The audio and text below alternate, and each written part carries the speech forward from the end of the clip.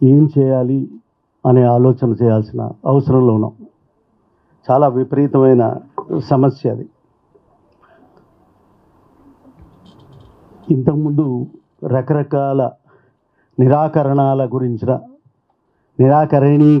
కరణీకరము అనే కొత్త పదం చెప్పాలి, అటువంటి కార్యక్రమాలు జరుగుతున్న దశలో మనం ఇప్పుడు మాట్లాడుకోవాల్సిన, నేను చెప్పాల్సిన ఒక అవకాశం, ఒక పరిస్థితి ఏంటంటే పౌరసత్వ నిరాకారీకరణ అది జరుగుతున్నది. నేను ఇంగ్లీష్లో ఏమనాలంటే డీసిటిజనైజేషన్. ఈ పదాలు నాకు కూడా కొంచెం కష్టం, కొత్తగా తయారు చేసుకొని చెప్పడానికి పరిస్థితి ఇట్లా ఉంది కనుక చెప్పడానికి చెప్తున్నాను. అదే దాన్ని మనం ఇంకొక చెప్దామని, అంతకన్నా ఏం లేదు. ఇంకా కొత్త సమస్య, తీవ్రమైన సమస్య ఉందని చెప్పడానికి చెప్తున్నాను. ఇప్పుడు మనం వీధి పీపుల్ ఆఫ్ ఇండియా అంటూ ఉంటాం. చాలా బాగుంది వినడానికి. వీధి పీపుల్ ఆఫ్ ఇండియాతో మొదలవుతుంది మన preamble, constitution of India. Constitution of India గురించి చెప్తున్నారు మన మిత్రుడు ప్రభాకర్ గారు. ఇది ఊడుతుందా అనే క్వశ్చన్ వేస్తున్నారు మరి ఆయన. చివరికి వచ్చిన ప్రశ్న, తీవ్రమైన ప్రశ్న ఏమిటంటే, ఈ రాజ్యాంగంలో ఉన్న పీఠికలోని మొదటి పదంలోని వీధి పీపుల్ అని నేను అంటూ ఉంటే అసలు ప్రజాస్వామ్యం ఎక్కడుంది అనే ఒక క్వశ్చన్. తర్వాత రాజ్యాంగం ఉందా లేదా, రాజ్యాంగం ప్రకారంగా రాజ్యాంగేతరంగా కార్యక్రమాలు నిర్వహించుకుంటూ ఉంటే మనం రాజ్యాంగం అనాలా, రాజ్యాంగం లేదని చెప్పాలా, అరాచకం అనాలనా, ఏమనాలి? ఈ పదాలకు దొరకని కొత్త నిర్వచనాలు వస్తున్నాయి. ఆ నిర్వచనాల గురించి మనం ఆలోచించుకుంటేనే రాబోయే ప్రజాస్వామ్యం ఏ విధంగా ఉంటుంది, ఎన్నికలు ఏ విధంగా ఉంటాయా లేదా అని కూడా, ఎన్నికలు ఉంటాయా లేదా, ఉంటే ఎక్కడుంటాయా ఓట్లన్నీ, ఏమన్నా ఈవీఎంలో ఉంటాయా, ఈవీఎంలో ఉంటే కాల్చేస్తామా, కాల్చేసినప్పుడు ఎన్ని ఓట్లు పోతాయి, ఏ ఓట్లు పోతున్నాయి, పాత ఓట్ల కొత్త ఓట్ల, అసలు మనమే వేయని ఓట్లు అని ఎవరైనా పట్టుకుంటారేమో అని అనుమానించి ఆ ఓట్ల యంత్రాలను కూడా తీసేస్తుని కాల్చేసుకుందామా అని కూడా ఆలోచించాల్సిన విషయం. మనం ఎలక్షన్లు అయిపోయిన తర్వాత ఎవరో కొందరు గెలిచారు, కొందరు ఓడిపోయారు. ఆ ఓడిపోయిన వాళ్ళ ఓట్లు, సార్ చాలా మంచి క్వశ్చన్ చేసినారు, ఓటర్లుగా ఉన్న, ఇప్పుడు ఓటర్లు కాకుండా ఉన్న, ఓట్లు వేయలేని వారి పరిస్థితి ఏమిటి అని అడుగుతున్నారు ఆయన. It's very very important question అది. ఉండరా వాళ్ళు, ఎక్కడికి పోవాలి వాళ్ళు? ఇప్పుడు అక్కడ మనం ఇక్కడి నుంచి మళ్ళీ మొదటి నుంచి వెళ్ళిపోవాలి. ఎక్కడికి వెళ్ళాలి? వీధి పీపుల్ ఆఫ్ ఇండియా అంటున్నాం. ఇక్కడ ఇండియా అంటే ప్రపంచ ప్రజల దాంట్లో ఉండరు. మాకు కాన్స్టిట్యూషన్ ఆఫ్ ఇండియాలో రైట్ టు లైఫ్ దగ్గర వచ్చినప్పుడు we have the right to live అని ఉంటుంది. అంటే ఎవరు, ఇది ఇండియా వాళ్ళ, లేకపోతే ఇండియా నుంచి వేరే దేశం నుంచి వచ్చిన వాళ్ళకు కూడా హక్కు ఉందా లేదా? దాని జవాబు ఏమిటి? నో, ఓన్లీ ఫర్ సిటిజన్స్ అంటావా? ఫర్ ది పీపుల్ అంటావు. ఫర్ ది పీపుల్ అంటే ఏ పీపుల్? ఎక్కడి నుంచి వచ్చిన వాళ్ళైనా సరే, ఇక్కడ పుట్టి పెరిగి వచ్చి ఒక 2 రోజుల కోసమైనా వచ్చిన వాళ్ళు ఉండి చచ్చిపోవడానికి వచ్చారా అక్కడికి? చంపే అధికారం నీకుందా? బతికే అధికారం నీకు కూడా ఉందే, నాకు కూడా ఉందే, వాడికి కూడా ఉందే, ఏ దేశం నుంచి వచ్చిన వాడైనా ఉంది కదా అని పక్కన పడేస్తే, వీధి పీపుల్ అనే క్వశ్చన్ యొక్క ఆ పదం యొక్క అర్థం మనకు అర్థమవుతుంది. వీధి పీపుల్ ఆఫ్ ఇండియా అంటే వీధి పీపుల్ ఆఫ్ ఇండియా అంటే నాన్ ఇండియన్ పీపుల్స్కి సంగతి ఏంటి అంటే, మళ్ళీ మీరు ఆర్టికల్ 21లోకి వచ్చిపోస్తాం, అక్కడికి వస్తాం. వచ్చి లేదు, it is the people, every person weather Indian or not, you have right to live అంటున్నాం. వీధి పీపుల్ అన్నాం అని ఆర్టికల్ చివరికి వీధి పీపుల్ అన్నాం. కనీసం మనం ఎక్కడికి ఆగుతున్నాం, మళ్ళీ ఎక్కడికి ఆగిపోతున్నాం మనం? వీధి సిటిజన్స్ అనే పరిస్థితికి వచ్చింది. వీధి పీపుల్ ఆఫ్ ఇండియా అంటే సరిపోవట్లే, వీధి సిటిజన్స్ ఆఫ్ ఇండియా అనాల్సి వస్తున్నది. నిజంగా కొన్ని చట్టాలు, కొన్ని హక్కులు రాజ్యాంగంలో కొన్ని హక్కులు సిటిజన్స్కి ఉన్నాయి, కొన్ని పర్సన్స్కి ఉన్నాయి, అన్ని పర్సన్స్కి ఉన్నాయి.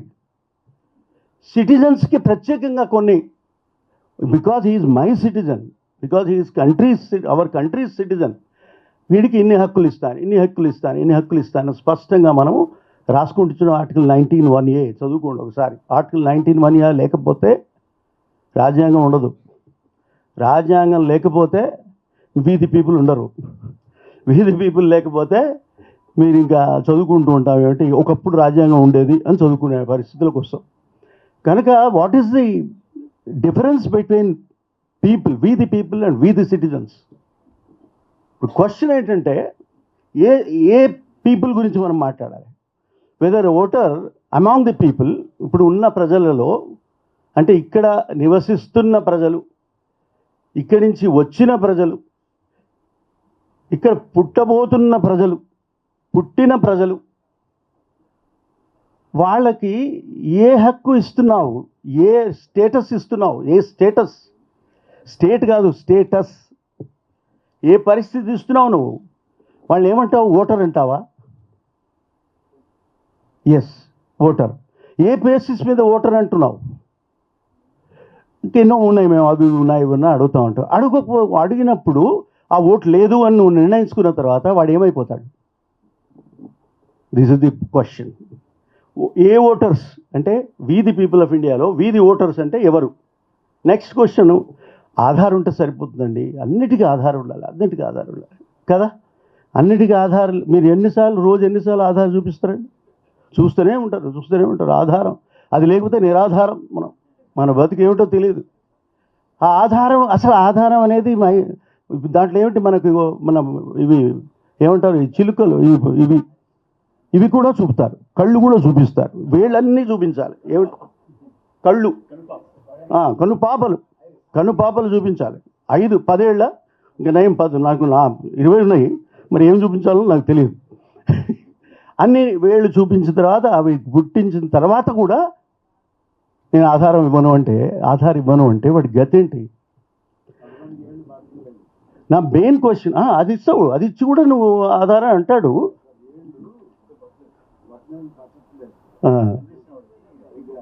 పరిగిపోతున్నాయి అంటే నువ్వు సరే, అది సరే, అట్లా ఏదో రకంగా ఒక ఆధారం తీసుకున్నాం కనుక ఇవాళ నాకు కూడా ఇదేమిటి, నీకు అది కొనుక్కోవచ్చు, ఇది అమ్ముకోవచ్చు, ఏదో ఉంటుంది.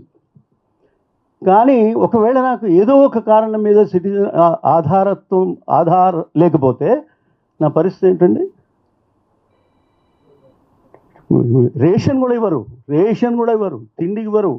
ఇప్పుడు అన్ని సిటిజన్లో కాదు, వాడు సిటిజనో కాదో తెలియదు, ఓటరో కాదో తెలియదు. అటువంటి దశలో ఉన్న వ్యక్తికి నువ్వు ఏమని వాడిని బతకనిస్తావు అనేది ప్రశ్న, ఆధార్ ప్రశ్న. తర్వాత పాస్పోర్ట్ అంటే, మనం పాస్పోర్ట్ ఇక్కడ నాకు లేదు పాస్పోర్ట్, మీకు లేదు, చాలామందికి లేదు. కానీ ఎక్కడికో వెళ్ళినప్పుడు పాస్పోర్ట్ వస్తే సిటిజన్ అంటాడు వాడు. He will say that is a citizen of India అంటాడు. అది మనం సిటిజనేనా? నమ్మే అవకాశం ఉందా? అనే అవకాశం ఉందా? అంటే స్పష్టంగా హోమ్ మినిస్టర్ స్వయంగా చెప్పినాడు, నీకు పాస్పోర్ట్ ఉన్నంత మాత్రాన నీవు సిటిజన్ కాదు అన్నాడు. మరి నీ గతి ఏంటి? నీకు ఇదేమిటి, పాస్పోర్ట్ ఉండదు, రేషన్ ఉండదు, ఆధార్ ఉండదు, ఓటర్ ఇది ఉండదు. నేను అక్కడికి వెళ్ళిపోతున్నా, నేను ఓటర్లను ఎట్లా తీసేస్తున్నాను సార్ బాగా వివరంగా మనకు చెప్పినారు. అసలు నీకు సిటిజన్ అనే విషయమే నీకు లేని పరిస్థితి వస్తూ ఉంటే, అసలు పర్సన్ అనడానికి కూడా, ఒక ప్రజ అనడానికి కూడా వీలైన దశలో నువ్వు వస్తూ ఉంటే, వీధి పీపుల్ ఆఫ్ ఇండియా అంటే వీధి వరల్డ్ అనాలన్నా, వీధి యూనియన్ వరల్డ్ అనాలన్నా, ఏమనాలి? ఎక్కడ వీధి? ఏ దేశం? నేను ఏ దేశం నుంచి వచ్చాను? సపోజ్ బ్రహ్మాండమైన క్వశ్చన్ ఒకటి, పెద్ద క్వశ్చన్ రేజ్ చేసినారు ప్రభాకర్ గారు. ఏమిటా question?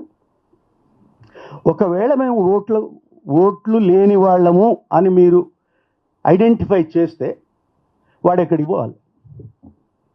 Where is that he has to go? పోనీ సిటిజన్ అని అంటావా? నాకు ఓటు ఇచ్చావో ఇవ్వలేదో పోనీ, సిటిజన్ అంటావు పోనీ అనాలి. ఎట్లా అంటావు సిటిజన్ అని? నీకు ఆధారం ఉన్నంత మాత్రాన సిటిజన్ ఇవ్వను, నీకు పాస్పోర్ట్ ఉన్నంత మాత్రాన మీకు సిటిజన్ ఉండదు, మీకు రేషన్ కావాలంటే తిను, రేషన్ ఇస్తాం తిను, కానీ సిటిజన్షిప్ ఇవ్వను. ఇట్లా అంటూ ఉంటే నేను సిటిజనా కాదా? 19(1)A నాకు అప్లై అవుతుందా కాదా? సిటిజన్ అయితే 19(1)A. ఒకవేళ మామూలు పర్సన్ అయితే, an ordinary person, the world over person, a person coming from other country, he's a person is a more important personality is person. వాడి గతి ఏంటి అంటే వాడిని అటు సిటిజను కావు, ఇటు ఓటరు కాదు, అటు ఆధారం నీకు ఉండదు, ఇంకా ఉన్నని వాడిని మీరు ఏమనాలి? We the people of India అంటే ఏమనాలి? ఇది పౌరసత్వ నిరాకరీకరణ జరుగుతున్నది. That is the most dangerous point that you are suppose to. We are discussing on sir SIR, okay fine. సర్తో ఆగిపోదు, సర్తో సమస్యలు మొదలవుతున్నాయి. అది బిగినింగ్ ఆఫ్ ది సర్. దాని వెంట ఏమున్నది? NPR ఉంటుంది, దాని పక్కన NRC ఉంటుంది, దాని పక్కన యాడ్ చేసి CAA ఉంటుంది. ఆ CAA ఉంచిన తర్వాత వీడు సిటిజనా కాదా అని వాళ్ళు నిర్ణయిస్తారు. ఎవరండి? ఇప్పుడు చెప్పారు కదా, మేము ఓటర్లం కదా సార్, మేము ఇప్పుడు మనం ఏమంతా అనుకున్నాం, అబ్బా ఓటు వేస్తే చాలండి మనం బతికినట్టు.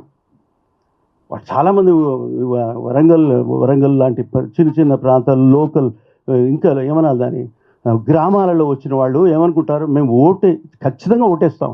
ఎందుకు ఓటేస్తామంటే, సార్ బతికున్న దానికి ఎగ్జాంపుల్ ఇదే కదా సార్, ఓటేయడమే కదా సార్. ఓటు వేసినా కనుక నేను బతుకున్నవాడిని, లేకపోతే నేను ఎక్కడి నుంచో వస్తాడు ఆయన, ఒక నాకు చాలా మంచి మిత్రుడు ఆయన, ఎక్కడి నుంచో వస్తాడు, అమెరికా నుంచి ఎక్కడి నుంచో వస్తాడు. ఎందుకంటే వాడు ఓటింగ్ ఉంది నాకు, మళ్ళీ ఈలోగా నేను మళ్ళీ రాలేను కనుక ఇక్కడే ఉంటున్నాను, నేను ఇక్కడే ఉంటున్నా. ఏదో 6 నెలలకు నేను వచ్చిన, కానీ మధ్యలో తొందరగా వస్తాను, ఎన్నికలు వస్తున్నాయి కనుక. ఎందుకంటే నేను కనుక ఇవ్వకపోతే నన్ను సిటిజన్ అనే ఎవరు బతికున్నవారు అని కూడా ఆ ఊళ్ళో ఒప్పుకో. ఏమరా నువ్వు రాలేదా, ఈ ఊళ్ళో ఉండి నువ్వు ఓటు వేయలేదా, ఏం బతుకురా నీ బతుకు అని తిట్టే దశలో ఉన్నప్పుడు మనం వాడి యొక్క ఇండిపెండెన్స్ ఐడెంటిటీ ఎక్కడి నుంచి వస్తుంది? ఇంకెందుకు బతకడమేగా, చచ్చిపోవడమే అన్నట్టు. కానీ ఇప్పుడు నన్ను నేను ఓటరే నేను కాదు అని ఒక 1,00,000 రూపాయలు సరే కొన్ని కోట్ల మంది గురించి చెప్తున్నారు, నెంబర్స్ ఇస్తున్నారు, భయంకరమైన నెంబర్స్ ఆర్ భయంకరమైనవి. ఆ భయంకరమైన నెంబర్స్లో కనుక మనం అర్థం చేసుకుంటూ ఆ నెంబర్ల వెనక జీవితం గురించి ఆలోచించండి. నెంబర్ల వెనక జీవితం, స్టాటిస్టిక్స్ వెనక జీవితం, స్టాటిస్టిక్స్లో నడుస్తున్న కథ జీవితం ఎక్కడుంది అనేది ఆలోచించుకోవాలి. అసలు ఇవన్నీ మీరు లేవనుకుపోతే, అసలు జీవించే హక్కే నాకు ఉందని నేను చెప్పలేకపోతే, జీవించే హక్కు అసలు ఉందా లేదా అని అడిగే ప్రశ్న వచ్చేసింది. జీవించే హక్కు మళ్ళీ ఆర్టికల్ 19(1)A మేమంతా 21 అని మేమంతా చదువుకోవడం, మేమంతా చెప్పడం, అది ఉంది అని మేము అనడం. ఒక ఆయన ఈ ఎమర్జెన్సీ కాలంలో ఒక క్వశ్చన్ వచ్చింది, ADM జబర్పూల్ అనే కేసులో సుప్రీంకోర్టులో పెద్ద బెంచ్ ధర్మపీఠం చెప్పింది. ఏం చెప్పింది? ఒకవేళ పరిస్థితులు బాగులేకపోతే మిమ్మల్ని చంపే హక్కు కూడా మాకుంది అన్నాడు. ఏది? సుప్రీంకోర్టు చెప్పింది. ఎప్పటిదాకా? 50 ఏళ్ళు ఉంది అట్లా ఆ చట్టం, 50 ఏళ్ళు ఉంది. 50 ఏళ్ళు అంటే చంపే హక్కు నీకు ఇచ్చిన తర్వాత ఇక నేను బతకడం ఏంటండి, ఎట్ట బతుకుతామండి అంటే నా ఇష్టం అన్నమాట, నేను ఎప్పుడైనా చంపేస్తాను. అప్పుడు ఒక మహానుభావుడు HR ఖన్నా అని ఒక మహానుభావుడు, మీరంతా కలిసి ఆయనకు నమస్కారం పెట్టుకోవాల్సిందే, అంత గొప్ప వ్యక్తి ఆయన అప్పటికి ఆయన చీఫ్ జస్టిస్ ఆఫ్ ఇండియా కావాల్సిన వ్యక్తి. కానీ ఈ జడ్జిమెంట్ ఏమన్నా అంటే, ఈ జడ్జిమెంట్లో ఆయన డిసెంట్ అంటే నేను ఒప్పుకోను, నువ్వు చెప్పే చట్టం, నువ్వు చెప్పే క్వశ్చన్ అసలు బతికించే హక్కు ఉంటేనే కదా మిగతా హక్కుని ఉండేవి, నువ్వు ఎట్లా తీసేస్తున్నావు నువ్వు అది అని ఆయన క్వశ్చన్ చేసినాడు. చేస్తే మెజారిటీ వాళ్ళది, మైనారిటీ ఈయన. ఆ మైనారిటీలో ఉండి కూడా ఇటువంటి చట్టం నువ్వు చేస్తావా, ఇటువంటి సూత్రం తయారు చేస్తావా నువ్వు? కనుక వాడిని సీజీఐ కూడా వేయకుండా ఆపేశారు వీళ్ళు, ప్రభుత్వం వాళ్ళు. అయినా ఆయన పోతే పోయింది, కానీ ప్రజల జీవితానికి సంబంధించిన అద్భుతమైన సూత్రాన్ని నేను నిర్మించానని ఈ రాబోయే అన్ని రోజుల్లో వాళ్ళకి, సంవత్సరాల్లో కూడా తెలుస్తుంది అని చెప్పాడు. నిజం.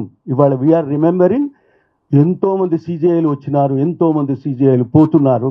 ఎన్నడూ పోయారో నాకు లెక్కలేదు, నీకు అసలే లెక్కలేదు, లెక్క పెట్టాల్సిన అవసరమే లేదు. ఆయన ఎందుకు అయ్యాడో సీజేఐ మనకు తెలియదు, ఎందుకు వెళ్ళిపోయాడో మనకు తెలియదు. 4 రోజులు వస్తాడు, ఒక ఆయన 15 రోజులు వస్తాడు, ఒక 20 రోజులు వస్తాడు, 32 రోజులు వస్తాడు. నాకు ఎగ్జాక్ట్ రేట్లు నాకు తెలియదు, వెళ్తాడు. ఒక ఆయన వచ్చి, నువ్వు ఇప్పుడు మన మిత్రుడు పాట పాడాడు కదా, మంచి మిత్రుడు, ఎక్కడున్నాడు? ఏమైనా ఆ పేర్లు ఏమిటి చెప్పు? బొద్దింకలు అని మేము అందులో ఆర్టీఐ వాడు కూడా ఉన్నారు, నేను కూడా ఉన్నా. బొద్దింక, లేకపోతే ఇంకెవడో జిల్ల పురుగు అని ఇట్లా నాకు రకరకాల పేర్లు ఇస్తే, నువ్వు క్వశ్చన్ చేసినవాడు, నువ్వు కేసు పెట్టినవాడు, నువ్వు అంటే ఏమన్నా అది అటువంటి తిట్లు నాకు వినడానికి కూడా ఇష్టం లేదు, ఆ మాట అనడానికి కూడా ఇష్టం లేదు. అటువంటి వ్యక్తులను పోల్చి ఇటువంటి వాళ్ళు నా సీజేఐ అని అంటూ ఉంటే, నువ్వు ఎన్ని చెప్పినా పాపం ఆ సీజేఐ అనేది వచ్చింది, బీజేపీకి పోటీగా సీజేపీ వచ్చింది. సరే, అంటే మనం ఇప్పుడు అర్థం చేసుకోవాల్సింది ఏంటంటే, మనం మనుషులమేనా కాదా? బొద్దింకలమా మనుషులమా? నేను బొద్దింకనా మనిషినా? This is the question. నేను మనిషినా అన్న తర్వాత నేను పౌరసత్వం నాకు ఉందా? నెక్స్ట్ క్వశ్చన్, నాకు ఓటు ఉందా? నెక్స్ట్ క్వశ్చన్, నాకు ఆధార్ ఉందా? తర్వాత ఇంకోటి ఏముందండి, పాస్పోర్ట్ ఉందా? ఏం లేకపోతే నేను గెట్అవుట్ అంటూ ఉంటే, రేషన్ కూడా ఇవ్వకపోతే గెట్అవుట్ అంటూ ఉంటే ఎక్కడికి పోవాలి నేను? Who am I? Where am I? Are we the people of India? Are we the people? First of all ఆయన చెప్పినట్టు, మన మిత్రుడు చెప్పినట్టుగా, are we the people? People అంటే ఏమిటంటే బతికించినవాడు, బతికి ఉన్నవాడు, బతకగలిగినవాడు, బతకవలసిన వాడు. వాడిని ఏం చేస్తున్నామండి మనము? ఇవన్నిటి క్వశ్చన్స్ సర్ కింద ఉన్నాయి. ఈ క్వశ్చన్స్ అన్ని సర్తో ఆగిపోతుంది, సర్తో మొదలవుతుంది అని చెప్పడానికి వస్తున్నాను. ఇక మనం ఓటు చాలా పెద్ద పవర్, మనకి 100% పవర్ మన చేతిలో ఉన్నది, ఓట్ పవర్. మనం దాన్ని ఓటేశ్వరుడు అనాలి. కోటేశ్వరుడు కాదు, నేను కోటేశ్వరుడు కాకపోయినా పర్వాలేదు, ఓటేశ్వరుడు అయితే చాలు. నేను ఓటేశ్వరుడిని అని ఎంత గర్వంగా మా ఊరికి వెళ్ళి, మా ఊళ్ళో మేము ఓటేసుకోవాలి, మా ఊళ్ళో వేస్తా ఓట. నేను అప్పుడు ఢిల్లీలో ఉన్నప్పుడు నాకు సిటిజన్షిప్గా ఉన్నప్పటికీ ఇంకా రాలేను నేను అప్పటికి. ఇక్కడ వచ్చి సిటిజన్షిప్తో వచ్చి తీసుకొని, అక్కడ సిటిజన్షిప్ కాదు, అక్కడ ఓటర్ కార్డు తీసుకోవడానికి ముందు ఎలక్షన్స్ వచ్చినాయి. ఒక ఎలక్షన్స్ వస్తే మళ్ళీ నేను ఇక్కడికి వచ్చేసి బయలుదేరి హైదరాబాద్ వచ్చి, దానికి ఫ్లైట్ మీద వచ్చి, ఫ్లైట్ ఖర్చు ఎంతో మనకి ఇప్పుడు చెప్పాడు ఇంతకుముందే, సరే లెక్క పెట్టారు. అక్కడికి పోయి నేను మా కుటుంబం అంతా అక్కడ ఉన్నప్పుడు మేము వెళ్ళి, ఆ 10 మంది 4 వెళ్ళి కలిసి ఓట్లేసి వెళ్ళిపోయి, మళ్ళీ ఓటింగ్ మార్చుకొని, ఈలోగా మళ్ళీ ఢిల్లీలో ఉన్న ఓట్లు మేము ఎప్పుడు ఎన్నికలు వస్తే అప్పుడు ఓట్లు వేసుకుని, మళ్ళీ నేను ఢిల్లీ నుంచి హైదరాబాద్ వచ్చిన తర్వాత హైదరాబాద్లో మళ్ళీ నా ఓట్లు పెట్టించుకొని, ఇంత నానా తంటాలు పడుతూ ఉంటే, నా ఓటు పవర్ లేదని మా ప్రభాకర్ గారు మనకు ఏమిటి రుజువుతో చెప్పేస్తూ ఉంటే, నాకు ఓటు ఉందా లేదా అనే పరిస్థితిలో మనం ఉంటే, నేను ఓటు వేస్తే ప్రభుత్వం వస్తుందని నేనంటూ ఉంటే, ఓటు వేయకపోయినా ప్రభుత్వం రాదు, ఇంకో కొత్త ప్రభుత్వం వస్తుంది అని మీరు చెప్తూ ఉంటే, what is that we are going to do now? What is that? నా ఓటు ఎటు జారిపోతున్నది, ఎటు పారిపోతున్నది నా ఓటు అనేది మన ముందున్న ఒక భయంకరమైన ప్రశ్న. సరే, ఓట్లు వేశారు. ఆ ఓట్ల కింద ఎవడో గెలిచాడు, ఎవడో ఓడిపోయాడు. పోయిందా అనుకుంటా. నాకు 2 రోజుల క్రితం నేను ఆ న్యూస్ చదివితే మాత్రం ఎంత బాధ ఎంతంటే, వాడు ఎవడు ఏ క్యాలెండర్, ఏ ఎమ్మెల్యే, ఏ ఎంపీ నాకు అక్కర్లేదు. ఎవరైతే ఎంపీలతో నాకేం సంబంధం లేదు. ఇప్పుడు నువ్వు ఎంపీ అయినావు అనుకో, ఇప్పుడు ఏమైంది? నిన్నటి కథ, రెండుటి కథ, మొన్నటి కథ చూడు, ఏం కథ? నేను ఓటు వేయగలను, ఎంపీ కాగలను, నేను ఓటర్ని. కానీ నువ్వు ఒప్పుకోవు. ఏం ఒప్పుకోవు అంటే, నాట్ అప్లికబుల్ అట. ఇటువంటి కొత్త పద్ధతి నేను ఎక్కడ కనపడలే నాకైతే. నాట్ అప్లికబుల్ అంటే నేను నిజం చెప్పలేదు, నిజం చెప్పాను, నిజం చెప్పవలసిన విషయం చెప్పనందుకు నాకు శిక్ష అంటే okay, I agree, I listen to it. కానీ నువ్వేమంటున్నావు? Non applicable. ఒరిజినల్ అంటే ఎలిజిబుల్ అంటలే. మిస్తమా చదవండి, ఇది ఏమో ఈ పదం మహాభయంకరమైన పదం ఇది. నాన్ అప్లికబుల్ అంటే అయిపోయా. నాన్ అప్లికబుల్ అంటే నేను రిజెక్ట్ చేసి పడేస్తా, వెళ్ళిపోయాడు పాపం. గెలవవలసిన ఎంపీ ఇంకెవరో ఎంపీ అయ్యారు.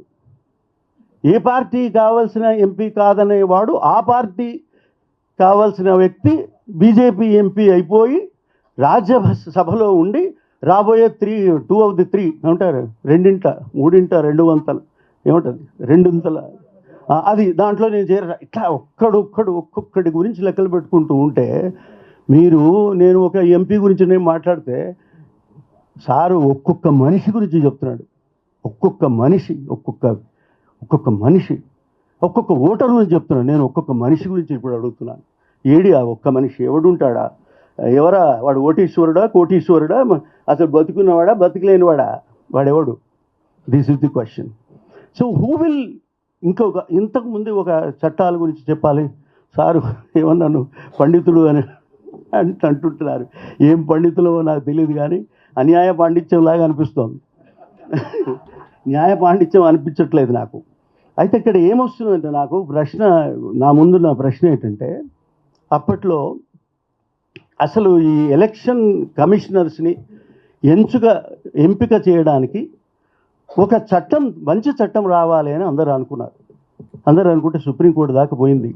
సుప్రీంకోర్టు అవునవును ఇప్పుడున్నది సరిగా లేదు, ఇప్పుడు మన చట్టం తయారు చేసి పెడదాం. ఒక మంచి సార్ ఇక్కడ ఉండొచ్చు మన చట్టం. Thank you.